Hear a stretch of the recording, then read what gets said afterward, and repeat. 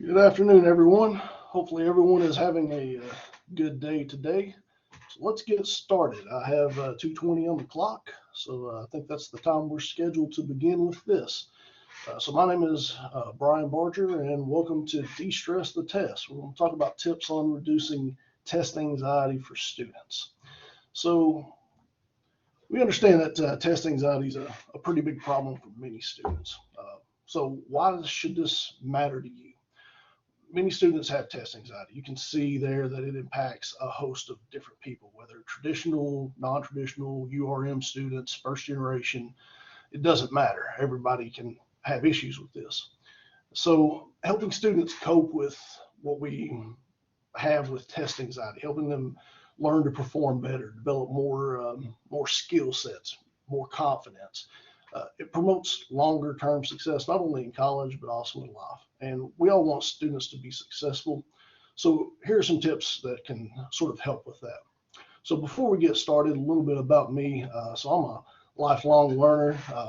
Unfortunately, I've taken way too many tests than I care to count. Some of them quite frightening at one point in time. So I've taken those kinds of tests where one single exam was worth half of your grade. So if you bomb one of those things, obviously that's a serious concern, right? If you have two tests and something happens and you just freeze up and you have one of those situations where you can't remember, just you put so much pressure on yourself, that creates a problem for a lot of folks.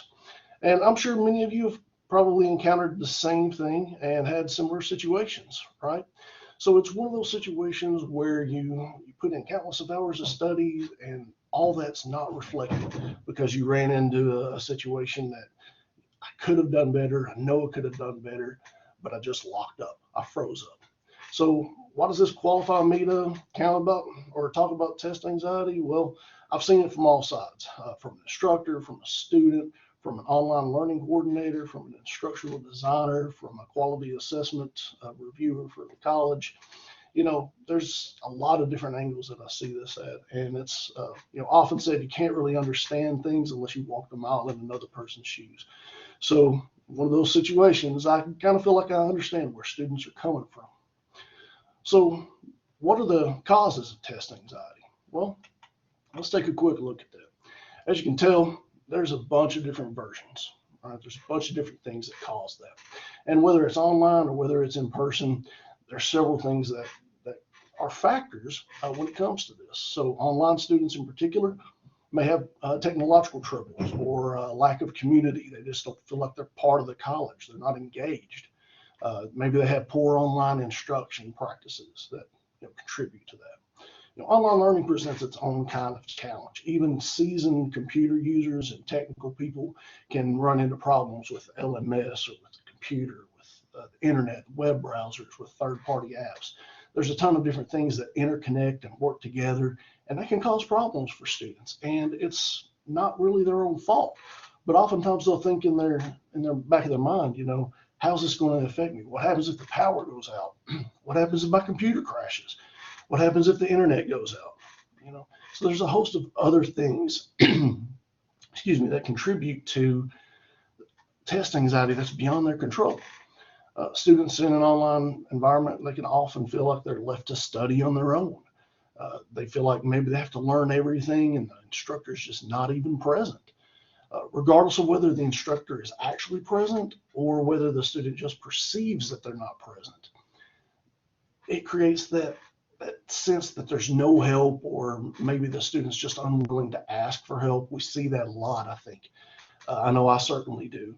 Students want and need help, but they just are maybe too afraid, too timid, don't want to bother instructors for some reason. But this exacerbates anxiety. It causes some problems. We couple that with poorly designed online courses. Maybe you just don't have all of your instructor information. Maybe you leave it out. Maybe you don't have assignment due dates, or you just pop things up sporadically at the spur of the moment.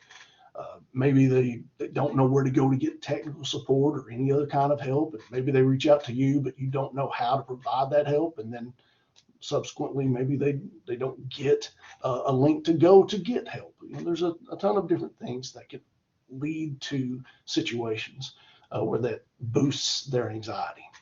And if you get sporadic messages from the instructors, or if the perception is that the communication you're getting in the online course is kind of meaningless, that ratchets up students' anxiety as well. So poor time management skills, the perceived amount of work in a class, that all weighs on it too. When it comes to time to have an exam, students may worry about failing a test worth half their grade. It's a very high stakes exam. What if I only have one chance? I've got an hour and I have to take 100-question test. Are you serious? That obviously causes anxiety to ratchet up for students. When you couple that with non-academic pressures, it can be a real thing. So there was a study done by the American Psychological Association, and basically they looked at external factors that weigh on people that cause anxiety. And of the people they surveyed, 63% said just the future of the nation is a concern.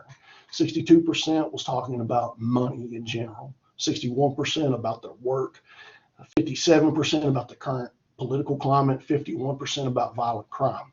So you may ask yourself, why does that really matter when it comes to testing anxiety? Well, here's how it sort of relates to that. The root cause of this was being on social media because of the ease of access to misinformation, disinformation, and just information overload. So a study that was done on this said that if you take a few days break away from social media, Facebook in particular was the one that they targeted, then it causes you to have a reduction in stress and anxiety before an exam. So if a student were to have a couple of days break from social media, that could really lead to a good and positive outcome for them in that respect.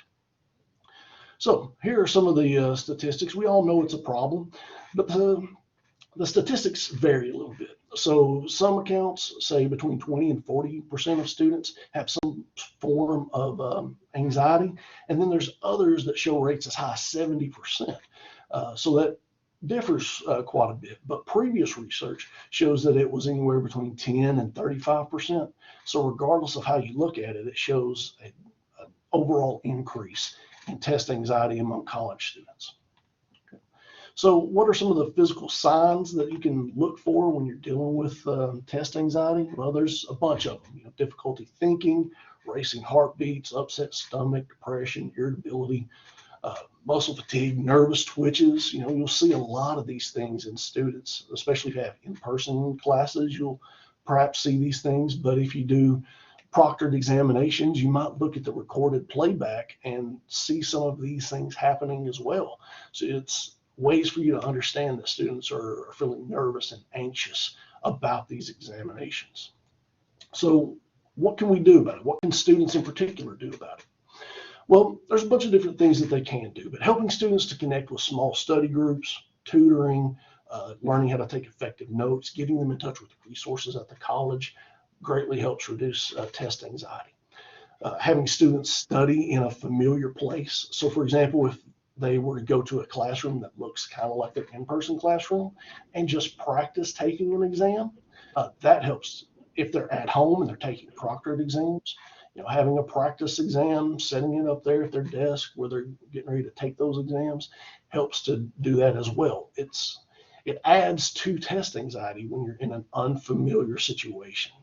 So if anybody's had to go and take a GRE or a GMAT or something of that nature, it tends to do it. It certainly did for me, and it may have done the same thing for you if you had to experience that. Creating a routine for studying leads to a better study habits and more memory, more retention of facts and information. So studies show that people retain the first bit of information and the last bit of information. So studying in smaller segments, 10 or 15-minute bursts, taking a quick little break, getting back to it, can really help to improve memory and retention and reduce some of the anxiety associated with taking those kinds of tests because they feel better prepared. Breathing, meditation, muscle relaxation, those also help to lessen the physical responses to anxiety and how it impacts people. A few deep breaths, a few just shaking things off, feeling a little loose, getting maybe a quick little walk in here and there can definitely help students to feel more at ease. Eating the right kinds of food obviously helps. That's very important, not just for your physical health, but avoiding caffeine and sugary drinks. can definitely have an immediate impact when it comes to test day. Eating a healthy meal before the exam, drinking plenty of water. Just be careful not to overdo the water in case you need to, use the bathroom in the middle of the exam. Then that creates a different kind of anxiety. Exercise like, just brisk walking, like we mentioned, can really help. Do that on test day. 5 minutes before the exam, taking just a quick little walk, step outside, get some fresh air. These things really can impact you. They can help clear your mind. They can help reduce tension, and they can even reduce adrenaline, which adrenaline causes that fight or flight kind of response. So when you have that going on, your anxieties are ratcheted up. So if you take a couple of minutes, just walk a little bit, clear your mind, it definitely helps for that. And then, of course, sleeping well, resting, rejuvenating yourself can lead to much improved academic performance too. So what about faculty? What can faculty do to help students through all this? Well, many students, like we mentioned earlier, are just reluctant to help. For whatever reason, they feel like they're bothering the instructor, or they're just too afraid. Maybe they've had a negative experience in the past with other instructors who just said, don't come to me, don't bother me, go ask somebody else.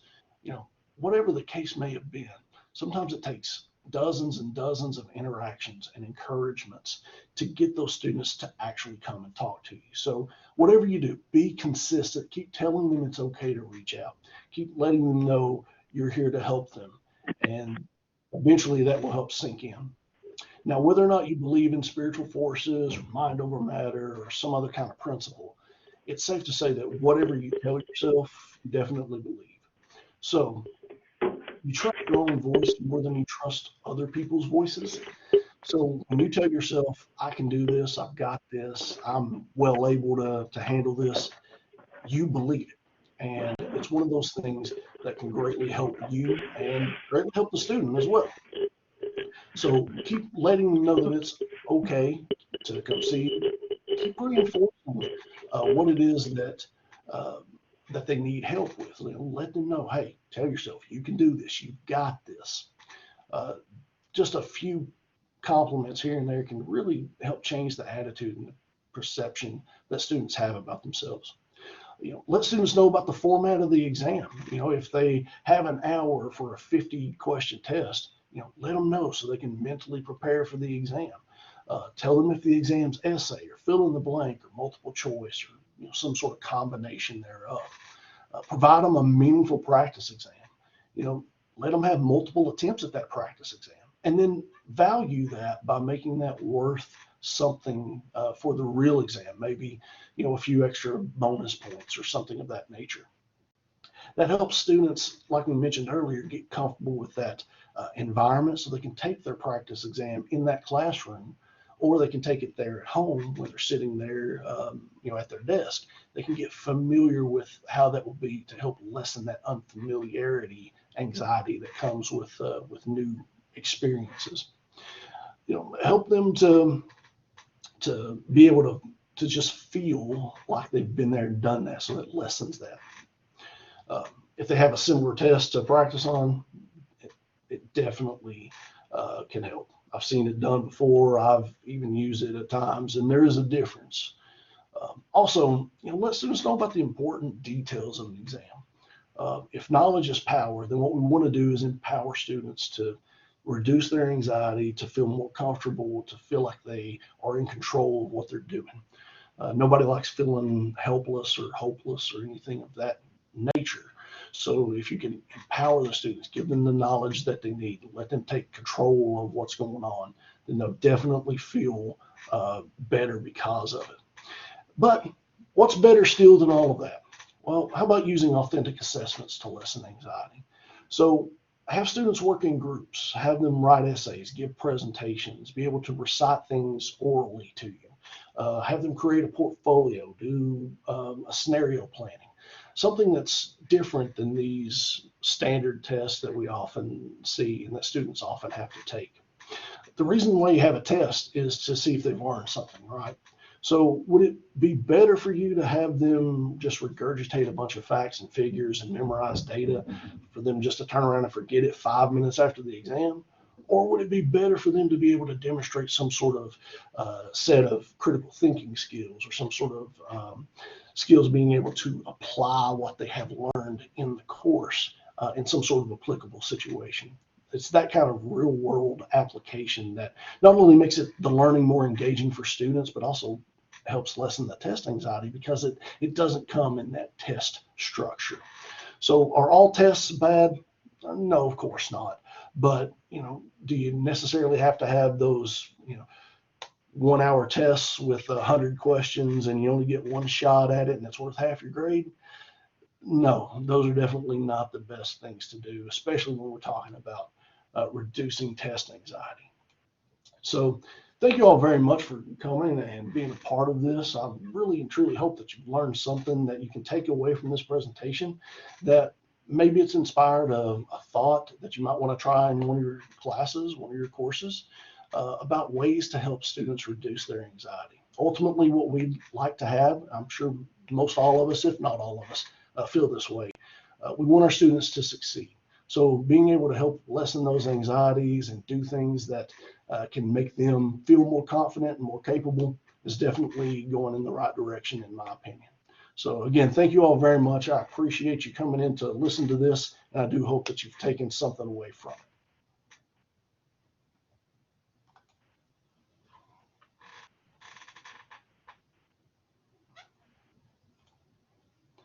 Now, with that in mind, I see a couple of chats here. Well, we still have a couple of minutes left.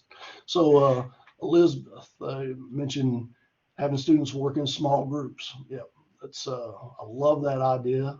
Love seeing what happens from that. I think students can really get engaged in that. The test was still hard, right? Yeah, the test can still be hard, but I bet those students felt more comfortable going into it. So does anyone have any questions while we have just a moment or two left of time? I'd be glad to take them. If you do, feel free to turn on your mic or raise your hand.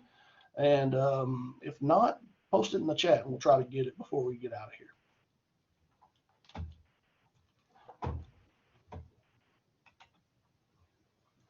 Stephanie, I love the idea of open all questions at once. I like that a lot.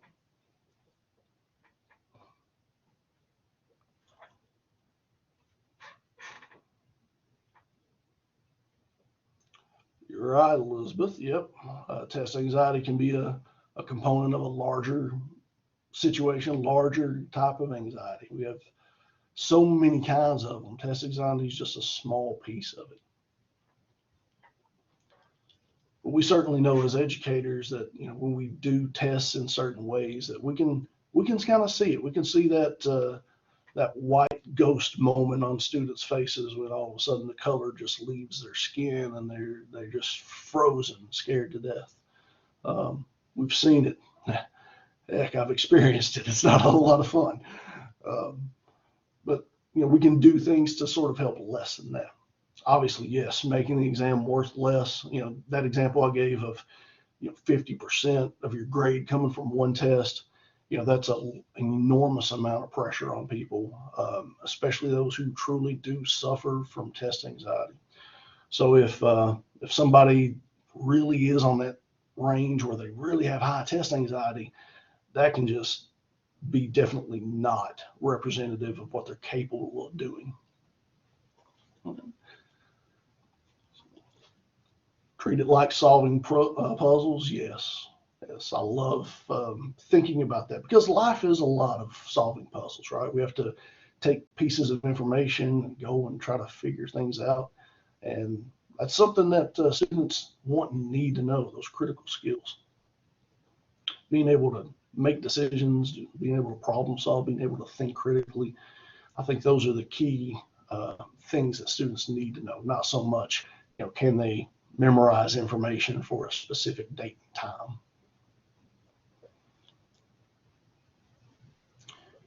And that's definitely a fair point, Jennifer. Yeah.